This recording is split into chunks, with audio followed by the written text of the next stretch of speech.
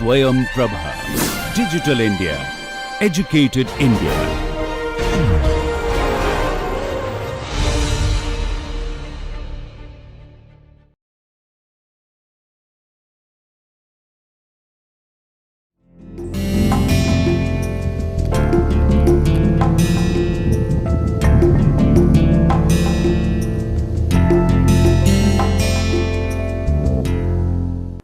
Techniques for effluent treatment. Lecture number 5. In this we have already learnt in lecture number 4 some of the names, but in this we will see the techniques of effluent treatment in more detail. So, the techniques of textile effluent treatment can be actually classified into 3 main categories. One is the physical treatment method, second is the chemical treatment method, and third is the biological treatment method. And we have seen that there are stages of effluent treatment. So, there are 4 stages for the treatment process. One is preliminary, primary, secondary and tertiary. Preliminary treatment process includes equalization, neutralization and possibly disinfection. Primary stage is mainly physical processes which include screening, sedimentation, flotation, flocculation to remove debris and undissolved chemicals and particular matter. Secondary stage is a combination of physical and chemical separation and biological oxidation to reduce the organic load. Tertiary stages are to serve as polishing of effluent treatment. The methods are adsorption, ion exchange, chemical oxidation, hyperfiltration including reverse osmosis and electrochemical methods, etc. So, mainly there are 3 types of treatment processes and there are 4 stages of treatment processes that we learned just now. Stages of effluent treatment. Let us now go through it very carefully one by one. Effluent treatment involves several stages to ensure the removal of pollutants and contaminants from wastewater before it can be discharged or reused safely. The specific stages may vary depending on the composition of the effluent and the desired level of treatment. Here are the typical stages involved in effluent treatment. Primary or preliminary treatment. Screening is the first stage. Large solids such as sticks, rags, debris are removed using screens to prevent damage to pumps and equipment downstream. Grit removal. Sand, gravel and other heavy materials are settled out or removed to prevent abrasion and damage to pumps and equipment, because in the latter stage there are pumps through which the water is pumped into the settling tank or the aeration tank. So, all these big particles, sticks, rags, debris or sand, gravel need to be removed. Then comes, after the preliminary treatment comes the primary treatment. Here sedimentation takes place. The wastewater is held in large tanks where suspended solids settle out due to gravity, forming sludge at the bottom. The clarified effluent, known as the primary effluent, is then separated from the settled solids. Secondary treatment, biological treatment, that is, microorganisms are used to break down organic pollutants in the wastewater. Common biological treatment methods include activated sludge, process trickling filters, rotating biological contactors and sequencing batch reactors. So, it can take place in any one of them, or in sequence it can be in one or two or more than one. Aeration. Oxygen is supplied to the biological treatment process to support the growth and activity of the aerobic microorganism that degrade organic matter. And then comes the tertiary treatment. Optional, although not always recommended, for further polishing of the effluent. Filtration, that is, effluent may be passed through sand filters, multimedia filters or membrane filters to remove remaining suspended solids and microorganisms. Chemical treatment. Chemicals such as coagulants, flocculants and disinfectants may be added to further remove the fine particles, pathogens and other contaminants. So, it is done stage by stage: preliminary, primary, secondary and then tertiary if required. Disinfection is very important, because otherwise after the biological treatment the effluent has a bad odor. So, that is taken care by chlorination.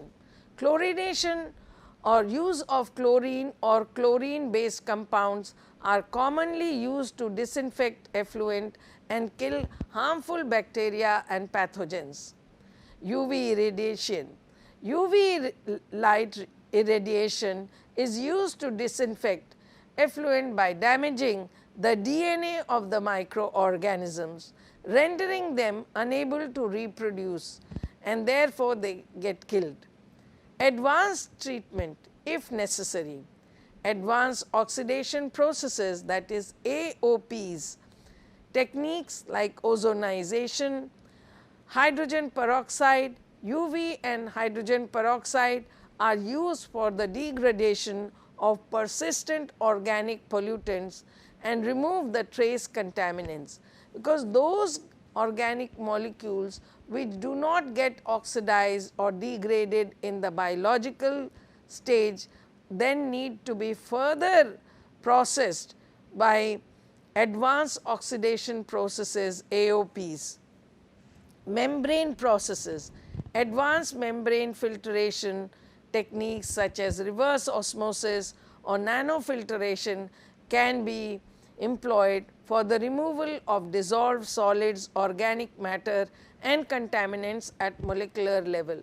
So, you see that at every stage there is some kind of degradation of the pollutants, and together with that it is also removed from the effluent. Sludge treatment and disposal, and then at the end of the treatment there is a lot of sludge that is created. So, first the sludge needs to be dewatered. The sludge generated from primary and secondary treatment processes is thickened and dewatered to reduce its volume and moisture content. Sludge disposal. Depending on its characteristic, sludge may be disposed of in landfills, incinerated or reused for purposes such as land application or energy generation. Incineration means burnt. These stages may be combined or modified based on the specific requirement of the effluent and regulatory standards governing its treatment and disposal. In the last lecture, we saw that regulatory compliance was given a lot of importance. All along, we will have to keep in mind that when we are talking about textile effluent, we are simultaneously talking about treatment of textile effluent after understanding the composition of the textile effluent. The technologies of treatments are designed accordingly, and all above and all, social responsibility of the corporate houses is also given enough importance. So, chlorine dioxide treatment. Due to high level of oxidation, chlorine dioxide has some unique properties, and they are as follows. It bleaches cellulosic material to higher brightness level than hypochlorite and hydrogen peroxide. It has substantial bactericidal properties. Chlorine dioxide is a gas form and cannot be safely compressed or liquefied. Chlorine dioxide in solution form can be safely handled even at its maximum solubility in water. And the chemistry of chlorine dioxide and its generation in industry is as follow. So, chlorine plus water will give hypochlorite, and the hypochlorite in presence of perchlorate and HCl will give chlorine dioxide. The hypochlorite generation of chlorine dioxide. So, that is how that will react. NaOCl will react with HCl to give NaCl and HOCl, and then this HOCl with sodium perchlorate and HCl will give carbon dioxide, chlorine dioxide. So, that is how this treatment becomes very effective. Now, what are the advantages of chlorine dioxide? We saw some of them, but now we will see in more elaborate form. Chlorine dioxide treatment can be effective in treating textile effluent, but it is essential to understand its advantages, disadvantages and proper application, because these are very strong oxidizing agent. We need to handle very carefully. Strong oxidizing agent. Chlorine dioxide is a powerful oxidizing agent capable of breaking down complex organic compounds found in textile effluent. Broad spectrum biocide. It can effectively kill bacteria, viruses and fungi present in the effluent, reducing the risk of waterborne diseases. Selective reactivity. Chlorine dioxide is selective in its reactions and does not form chlorinated organic compounds which can be harmful. Efficiency. It operates over a wide pH range and is effective in both acidic and alkaline condition. Toxicity. Chlorine dioxide can be toxic to aquatic life if not properly neutralized before discharge into the natural water bodies. Safety concern. Handling chlorine dioxide requires careful precautions due to its potential to release toxic gases when mixed with certain substances. So, every substance which is advantageous does bring along some disadvantages also, and toxicity and safety concerns are some of the disadvantages. Residuals. Depending on the treatment process, residual chlorine dioxide may remain in the effluent, which can be harmful if discharged directly into the environment. Cost. Chlorine dioxide treatment can be expensive both in terms of initial setup and as well as ongoing operational cost. So, we have to understand that all that is good is not necessarily good throughout. It has its own disadvantages and we have to keep those points also in consideration. Proper application of chlorine dioxide. Pre-treatment. If proper application is done, then it is not dangerous. Textile effluent often contains various contaminants including dyes, heavy metals and organic compounds. Prior treatment steps such as filtration or coagulation may be necessary to remove larger particles and reduce the organic load before chlorine dioxide treatment. So, pre-treatment is a must. Optimized dosage. The dosage of chlorine dioxide should be carefully optimized based on the characteristic of the effluent, including its chemical composition, pH and temperature. Neutralization. After treatment, it is crucial to neutralize any remaining chlorine dioxide to prevent its harmful effect on the environment. This can be achieved through chemical neutralization or other appropriate method. And as what we saw in its disadvantage, that if it remains in the effluent, then it can be harmful for aquatic life. So, we have to understand that proper neutralization is a must. Monitoring. Continuous monitoring of effluent quality, including residual chlorine dioxide levels, is essential to ensure compliance with regulatory standards and prevent adverse environmental impacts. While chlorine dioxide treatment can be effective in treating textile effluent, it is essential to weigh its advantages against its potential drawbacks and ensure proper application and management to minimize environmental risk.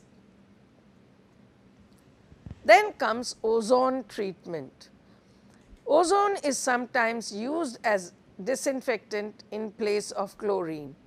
Basically, air is filtered, cooled and dried and pressurized, then subjected to an electrical discharge of approximately 20,000 volts. The ozone produced is then pumped into a contact chamber where it contacts with water for 15 minutes.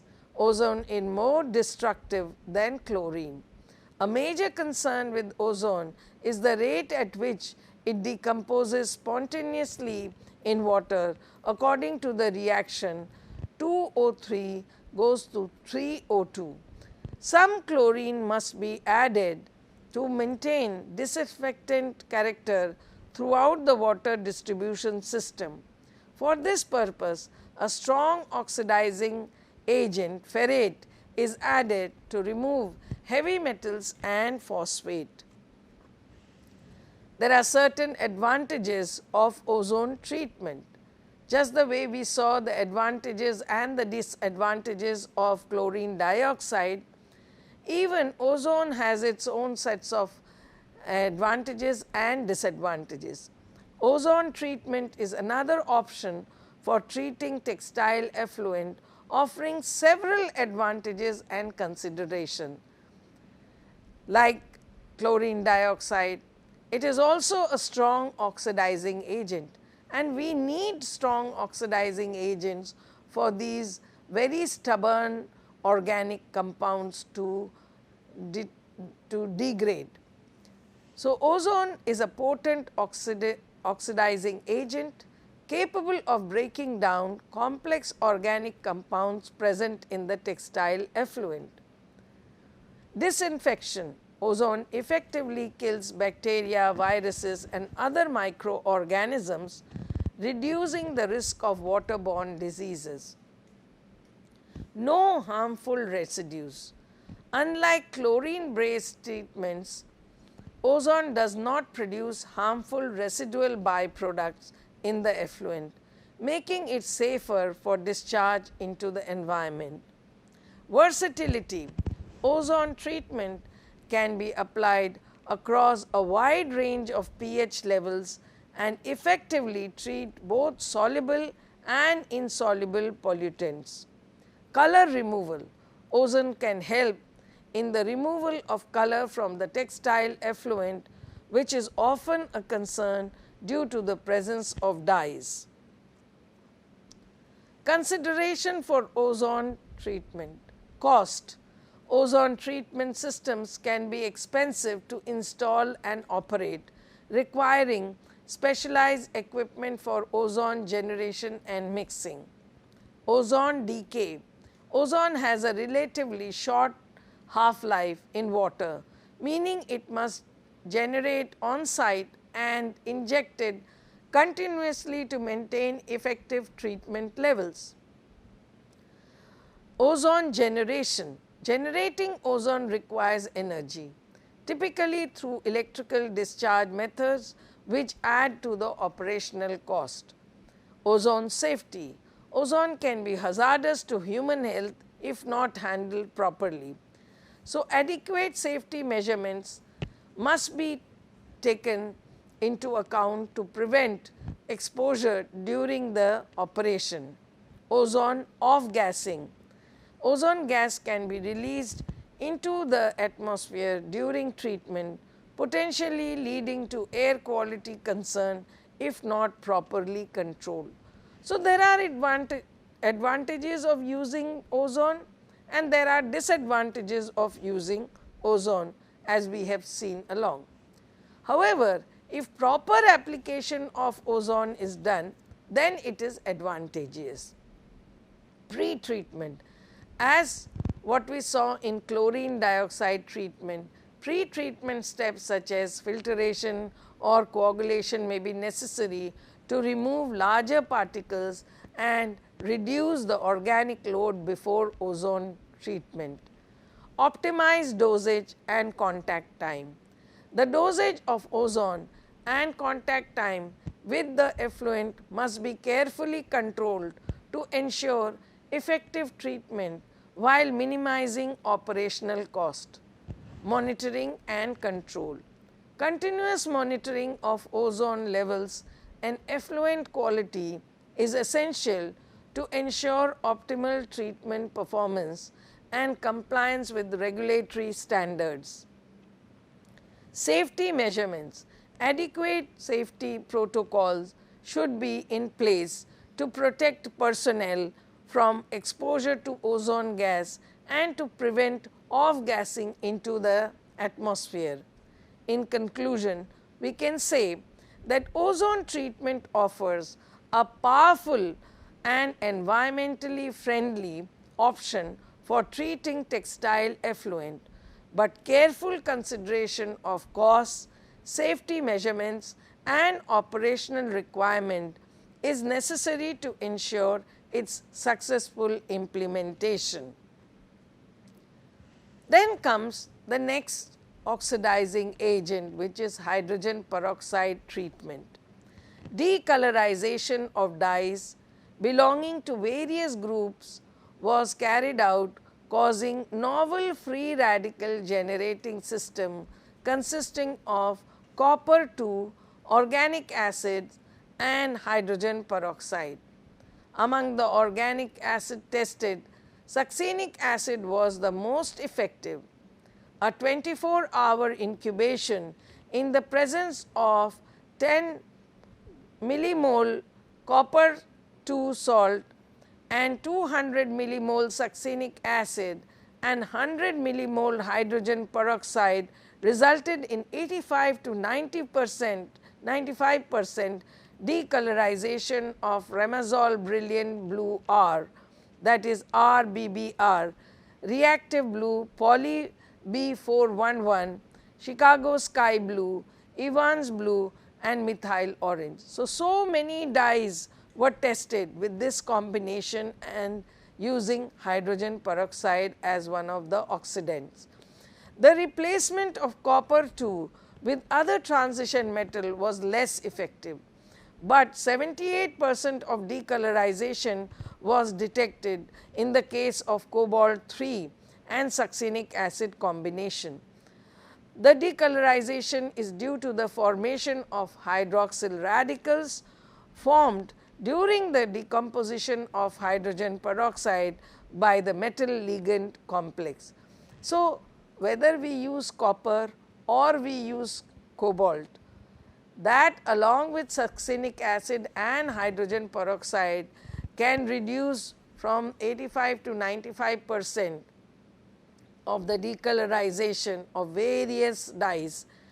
But if the copper is replaced with cobalt 3, then the decolorization goes down and it becomes 78% only.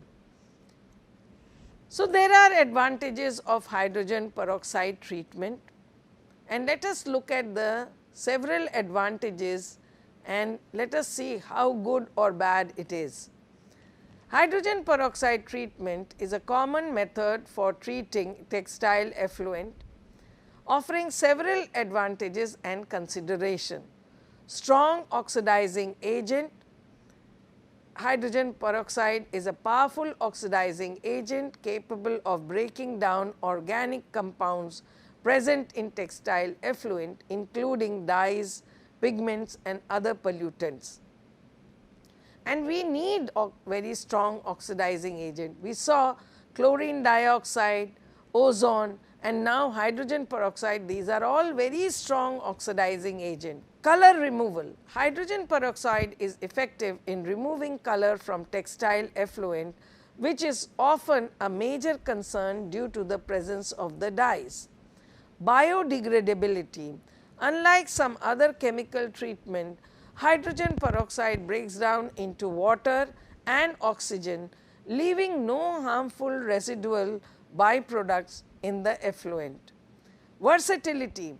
Hydrogen peroxide can be used across a wide range of pH levels and temperature, making it suitable for various effluent treatment conditions. Compatibility. It can be used in conjunction with treatment methods such as biological treatment or coagulation to enhance overall efficiency. And what are the considerations with hydrogen peroxide treatment? Let us look at that.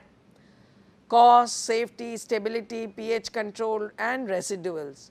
So, cost, while hydrogen peroxide is relatively inexpensive compared to some other chemical treatment, the cost of treatment can still be significant, especially for large scale textile operations. Safety. Hydrogen peroxide is a strong oxidizing agent and can be hazardous if not handled properly. Adequate safety measures must be in place to prevent accidents and exposure to personnel. Stability. Hydrogen peroxide solution degrade over time, especially in the presence of light and heat. Proper storage and handling are necessary to maintain treatment effectiveness. pH control. The efficiency of hydrogen peroxide treatment can be influenced by the pH of the effluent. pH adjustment may be necessary to optimize treatment performance. Residuals. While hydrogen peroxide breaks down into water and oxygen, residual concentrations must be monitored to ensure compliance with regulatory standards and prevent adverse environmental impact. So, everywhere one has to keep safety measures in mind. Proper application of hydrogen peroxide treatment. Dosage optimization. The dosage of hydrogen peroxide should be carefully optimized based on the characteristic of the effluent, including its chemical composition, pH, temperature and desired treatment objectives. Monitoring and control. Continuous monitoring of hydrogen peroxide levels, effluent quality and treatment performance is essential to ensure optimal treatment efficiency and compliance with regulatory requirements. Safety measures. Adequate safety protocols should be in place to protect personnel from exposure to hydrogen peroxide and to prevent accidents during handling and storage. Integration with other treatment methods. Hydrogen peroxide treatment can be integrated into a comprehensive effluent treatment system, combining with other methods such as biological treatment or filtration to achieve desired treatment objectives. In summary, hydrogen peroxide treatment offers an effective and environmentally friendly option for treating textile effluent, but careful consideration of the cost, safety measures and treatment optimization is necessary for successful implementation. So, we have to make a very conscious decision as to how to use it, when to use it, and what are the precautions that need to be taken. Decolorization of dye wastewater by hydrogen peroxide in the presence of basic oxygen furnace slag. So, basic oxygen furnace slag, which is also called as BOF slag, generated from steel making plants, have been used for the decolorization of dye wastewater. It was shown to be effective for the decolorization of dye chemical, that is acid black 1 wastewater, by using BOF slag and hydrogen peroxide. In an acid solution, BOF slag can be dissociated to produce ferrous ions, and that reacts with hydrogen peroxide to generate hydroxyl radicals and oxidize the target pollutant acid black 1. All of the factors that affect the decolorization of acid black 1 were studied, including hydrogen peroxide dosage, concentration of the BOF slag, initial concentration of the acid black 1 dye, and pH value of the solution. So, when a concerted system is done like this, then we see the result, and decolorization and degradation of H acid and other dyes using ferrous hydrogen peroxide system is also very popular. The decolorization and degradation of two commercial dyes, red M5B and blue MR, and H acid, a dye intermediate used in chemical industry for the synthesis of direct reactive and azo dyes. All put together, the effect of ferrous salt, hydrogen peroxide, pH, contact time on the degradation of dyes was studied. Maximum color and COD removal was obtained for red MSB, H acid and blue MR at 10 to 25 milligram per liter of ferrous dosage and 400 to 500 milligram of hydrogen peroxide dose at pH 3. So, it is at fairly acidic level that these decolorization took place.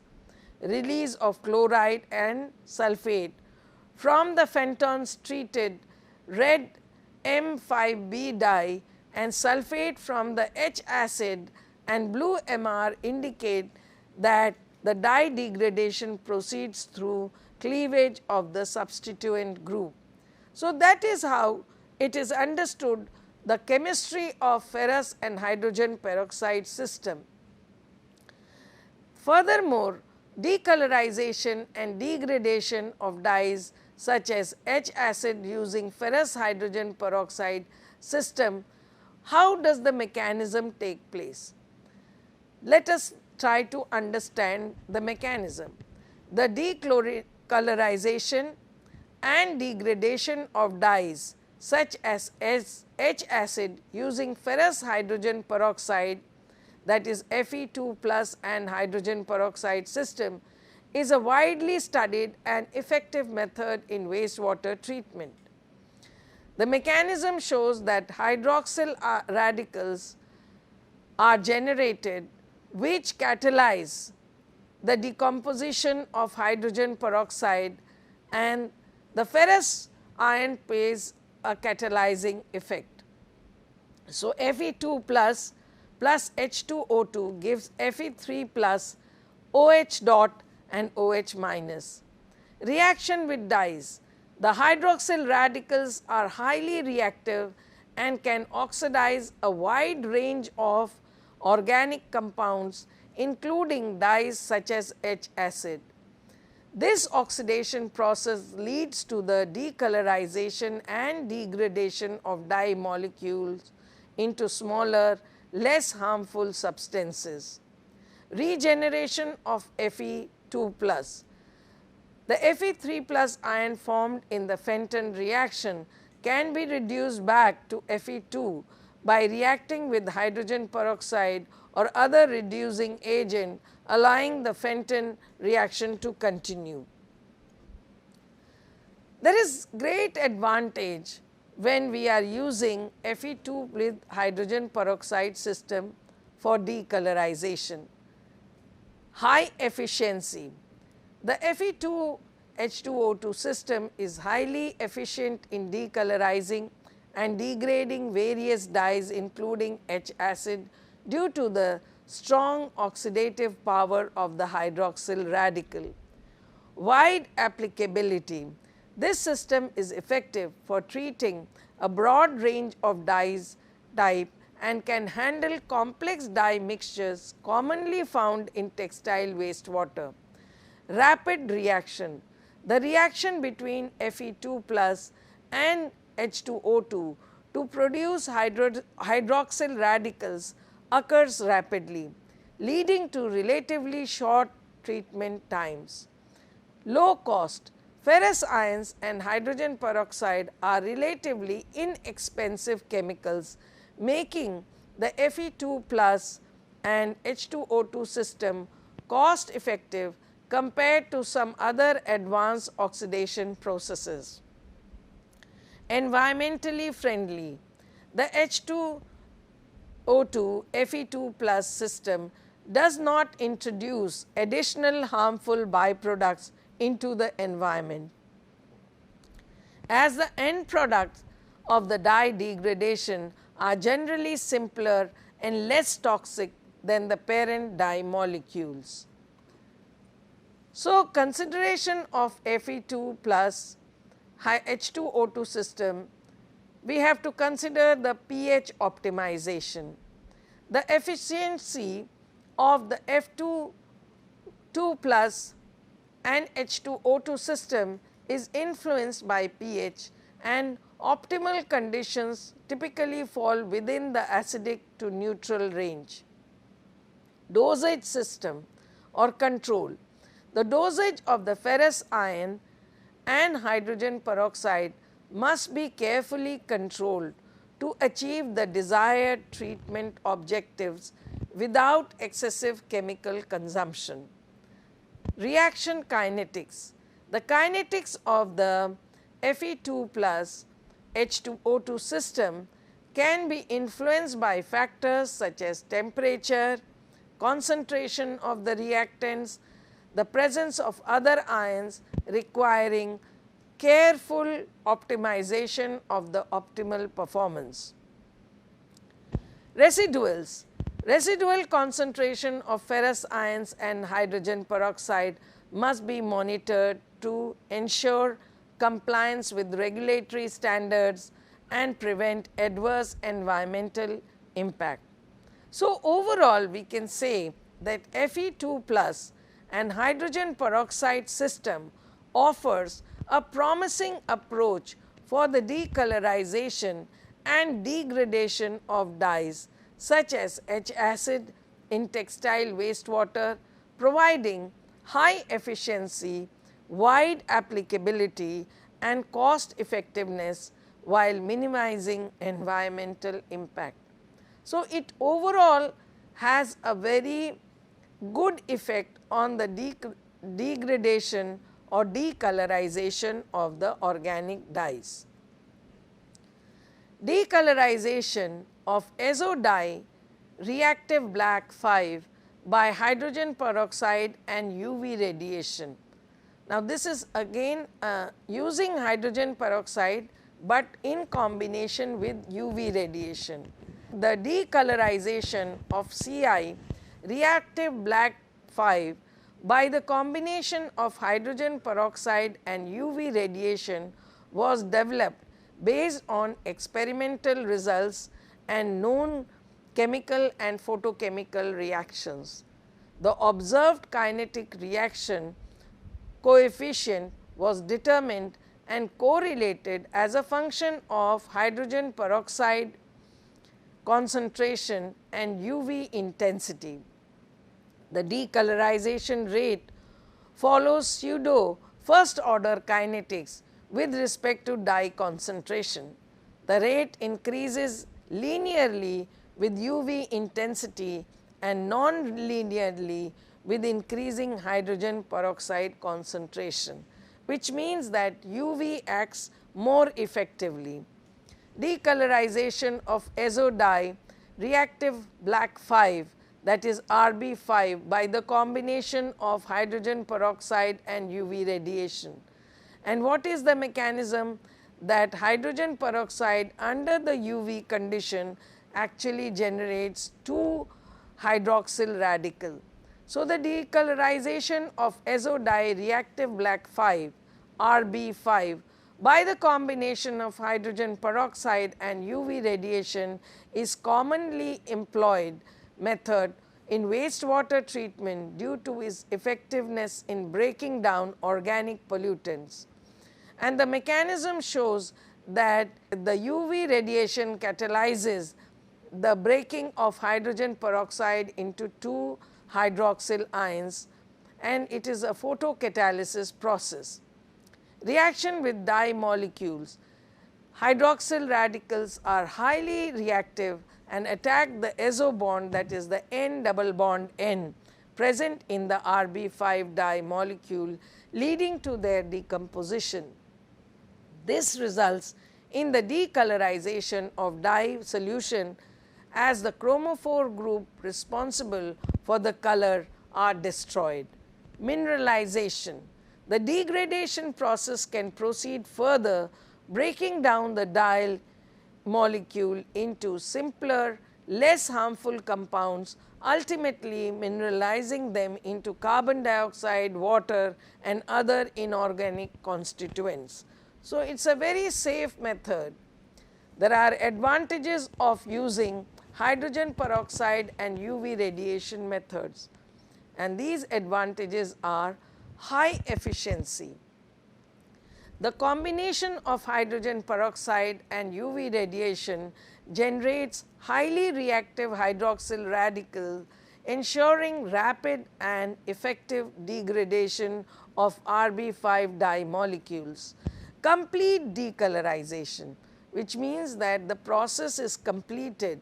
The process typically achieves complete decolorization of RB5 dye solutions, removing the color and making the treated water visually clear.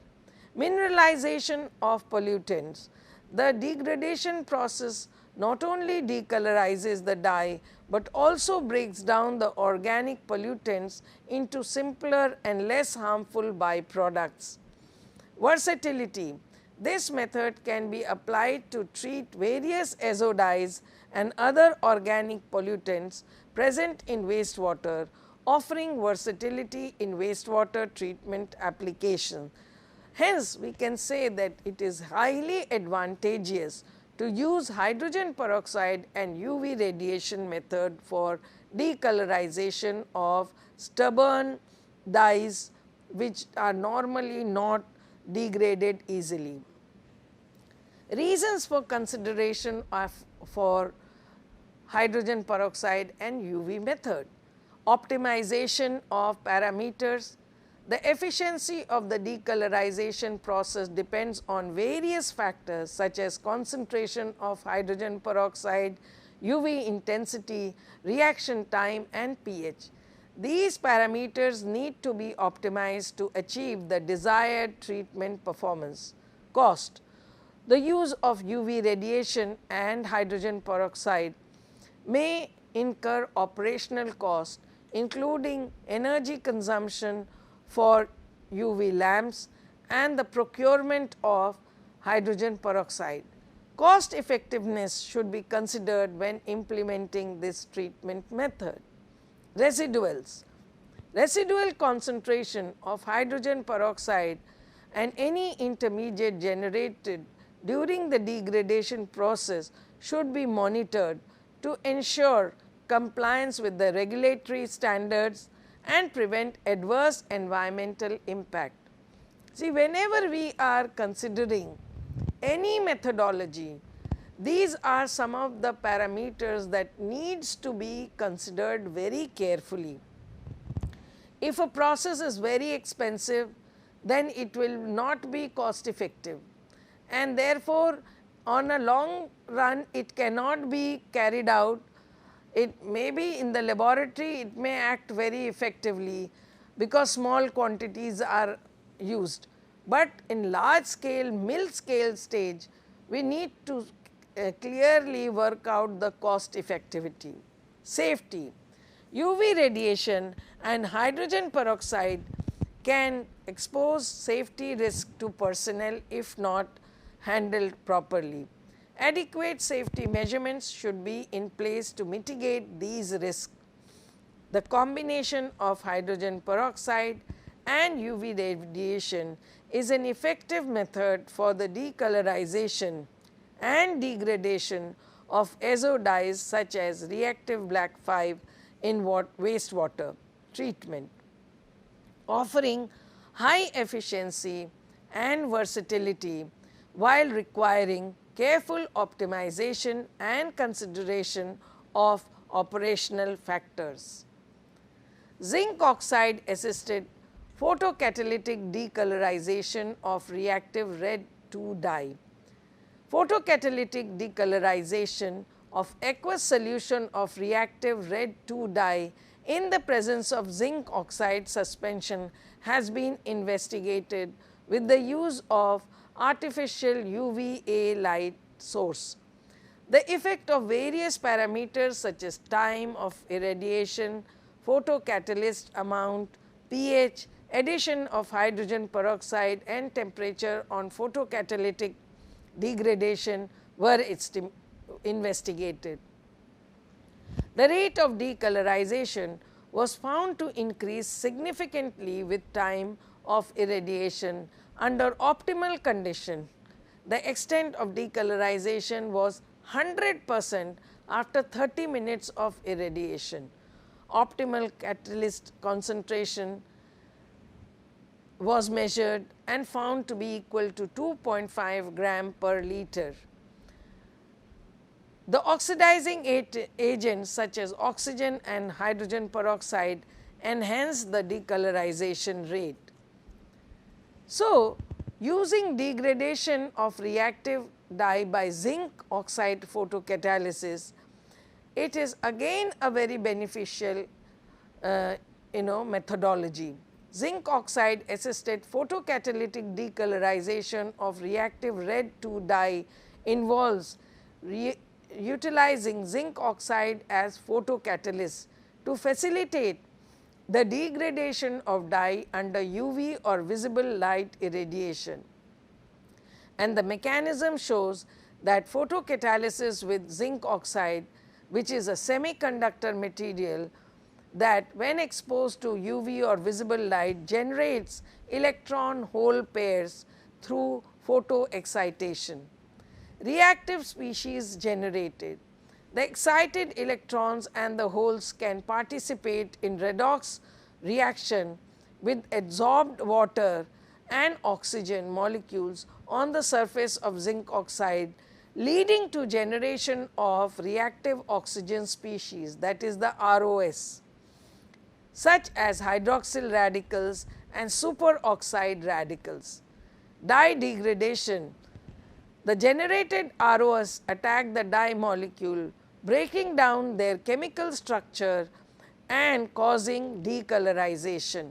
In case of reactive 2 dye, which is an azo dye, the azo bond N double bond N are typically targeted for degradation. Mineralization.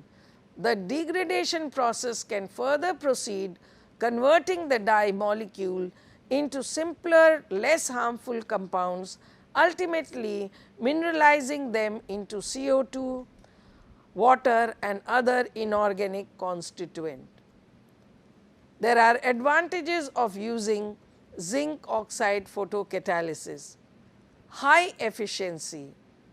Zinc oxide photocatalysis offers high efficiency in decolorizing reactive red 2 dye due to generation of highly reactive ROS, the hydroxyl and the superoxide radicals that can rapidly degrade the dye molecules. Mild conditions. The process can operate under relatively mild conditions, including room temperature and atmospheric pressure, making it energy efficient compared to some other advanced oxidation processes, which is an advantage because mild conditions have to be very helpful in these processes. Wide band gap. The zinc oxide has a wide band gap, allowing it to be activated by both UV and visible light, thereby expanding the range of light sources that can be used for photocatalysis. And over and above, it is low cost. Zinc oxide is relatively inexpensive and abundant material, contributing to the low cost effectiveness of the photocatalytic process. Why consider photocatalysis? Because optimization of the parameters, the efficiency of the photocatalytic decolorization process depends on various factors such as doses of zinc oxide catalyst, irradiation, intensity, pH and temperature. These parameters need to be optimized to achieve the desired treatment performance. Dye concentration. High dye concentration of reactive red 2 dye may require longer treatment times or higher catalyst dosage to achieve complete decolorization. Recyclability. Strategies for catalyst recovery and reuse should be considered to enhance the sustainability and cost effectiveness of the process. Safety. Although zinc oxide is generally considered safe, precautions should be taken to minimize exposure to airborne zinc particles during handling and operation. Thus, zinc oxide assisted photocatalytic decolorization presents a promising method for the treatment of reactive red dye containing wastewater, offering high efficiency, mild operating conditions and cost effectiveness. However, careful optimization and consideration of operational factors are necessary for successful implementation.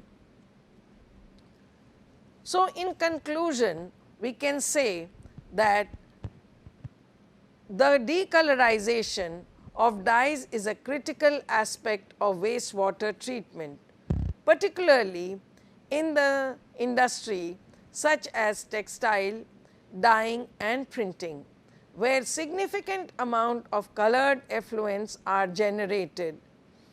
Various methods are available for decolorizing dyes, each with its advantages and disadvantages and consideration.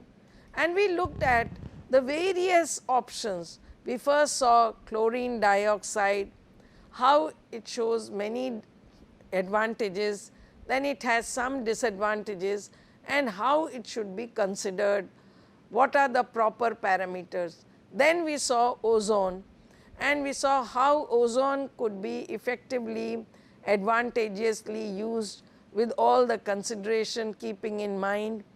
Then we saw hydrogen peroxide, and at the end we saw that hydrogen peroxide can be combined with UV, and with the intervention of some metal catalyst, either a photocatalysis can happen or some kind of other type of catalysis can happen.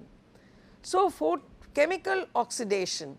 Chemical oxidants such as hydrogen peroxide, chlorine dioxide and ozone can effectively decolorize dyes through oxidation reaction. We even looked at the mechanism of these oxidation reactions, how these hydroxyl ions are generated, and once these hydroxyl radicals are generated, then these radicals then effectively degrade and decolorize the azo dyes or the reactive dyes. So, we saw that decolorization of dyes took place through oxidation reaction. These methods offer high efficiency and versatility, but may involve safety concern, residual management and operational cost. Photocatalysis. Photocatalytic processes utilizing catalysts like titanium dioxide or zinc oxide offer environmentally friendly and efficient decolorization under UV or visible light radiation. They can mineralize dyes molecules into harmless byproducts, but require optimization of parameters and consideration of catalyst recovery. So, photocatalysis in overall looking at all the options of degradation of and decolorization of dyes, starting from chlorine dioxide to ozone to hydrogen peroxide, the photocatalysis using zinc or titanium oxides were found to offer more environmentally friendly option for decolorization using UV or visible light radiation, where the expansion of radiation sources are also there. They can mineralize dye molecules into harmless byproducts, but require optimization of parameters and consideration of catalyst recovery, because after all this catalyst is also adding to the cost. So, if the catalyst can be recovered, then it can be recycled and reused. Biological treatment. Biological methods including aerobic and anaerobic processes utilizing microorganisms to metabolize dye molecules is also carried out. While environmentally friendly and cost effective, biological treatment may be slower and less effective for complex dye structures. So, sometimes we have to use these advanced oxidation processes, AOPs, instead of biological treatment. Some of the dyes, azo dyes particularly, are very stubborn and they cannot be degraded or decolorized very easily, and there the photocatalysis works very effectively, because during the photocatalysis it is not only generating hydroxyl ions, it is also generating superoxide radical and hydroxyl radical, which all put together attack the dye and degrade the dye, and more importantly can even mineralize these to carbon dioxide, water and inorganic constituents.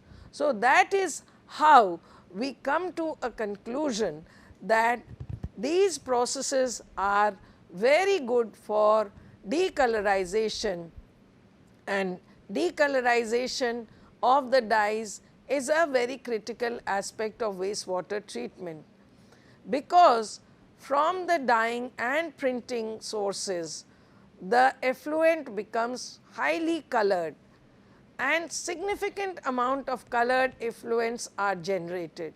So, we need to have a solution for that. So, with this we have come to an end of this lecture, and we will now conclude by saying that adsorption and chemical approach, that is the hybrid methods of approaching the combination of oxidation and adsorption or photocatalysis with biological treatment, such can also give a very synergistic enhanced dye decolorization efficiency. So, whether we choose adsorption or we use combination approaches, the overall effective decolorization of dyes is essential for mitigating environmental pollution, ensuring regulatory compliances, and promoting sustainable wastewater management practices in industrial sector reliant on dyeing processes. Continued research and technological advances are critical for developing innovative and efficient decolorization methods to address challenges posed by dye containing effluents. With this, we have come to an end of this lecture. Thank you.